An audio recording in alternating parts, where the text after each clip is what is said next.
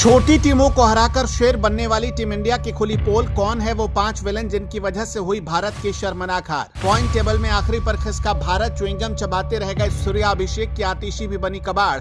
ईशान पांड्या, दुबे सब सस्ते में निपटे। गेंदबाजों ने भी किया निराश। 3 मैचों में अंडा देने के बाद कल पहली गेंद पर चौका क्या मारा, साहब को लगा जैसे वर्ल्ड कप जीत लिया हो। और 12 गेंदों में 8 डॉट खेलकर टीम की लुटिया डुबोने में कोई कोर कसर नहीं छोड़ी।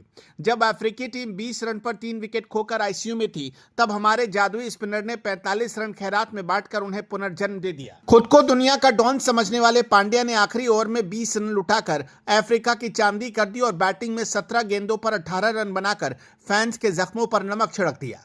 अहमदाबाद के नरेंद्र मोदी स्टेडियम में कल भारतीय टीम के खोखले अहंकार का विसर्जन हो गया।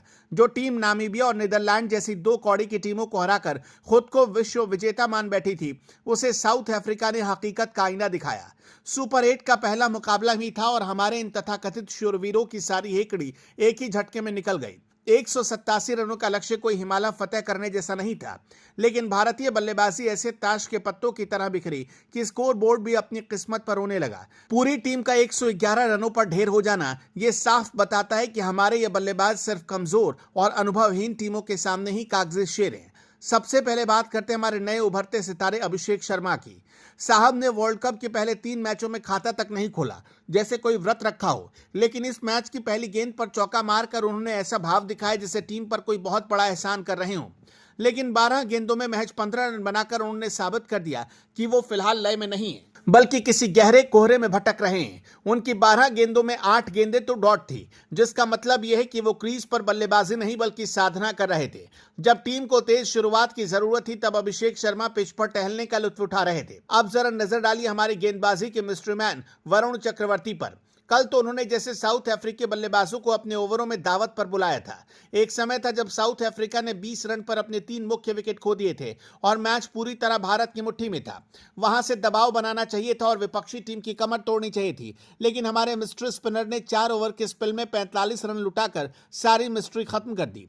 डेविड मिलर और स्टब्स ने वरुण की गेंदों को ऐसे बाउंड्री के पार भेजा जैसे कोई क्लब क्रिकेट का गेंदबाज गेंदबाजी कर रहा हो।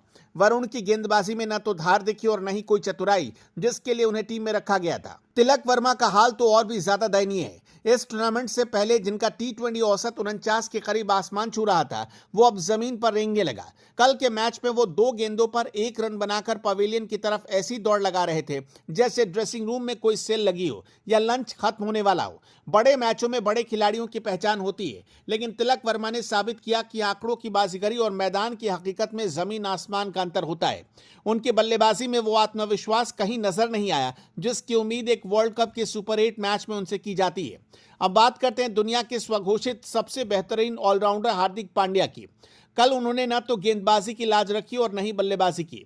4 ओवर में 45 रन देना, और वो भी तब जब टीम को रन रोकने की सख्त जरूरत थी, किसी भी अनुभवी खिलाड़ी के लिए शर्मनाक बात है। पारी के आखिरी ओवर में 20 रन लुटाकर उन्होंने साउथ अफ्रीका को 187 रन के स्कोर तक पहुंचने का रेड कारपेट बिछाकर स्वागत किया। जब बल्लेबाजी की बारी आई तो 17 गेंदों पर 18 रन बनाकर उन्होंने अपनी रही सही साख भी मिट्टी में मिला दी।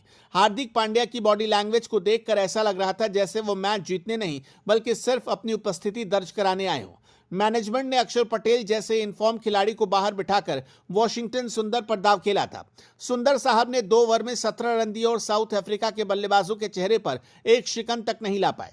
5वें नंबर पर जब टीम को एक विस्फोटक बल्लेबाज की जरूरत थी, तब सुंदर ने 11 गेंदों पर 11 रन बनाकर यह सुनिश्चित कर दिया कि भारत की हार का अंतर जितना बड़ा हो सके उतना बड़ा हो जाए। न गेंद से विकेट मिले और न बल्ले से रन निकले, तो फिर प्लेइंग 11 में जगह किस आधार पर मिली, ये बड़ा सवाल है। भारतीय टीम का नेट रन रेट अब -3.800 के साथ पाताल में चला गया है।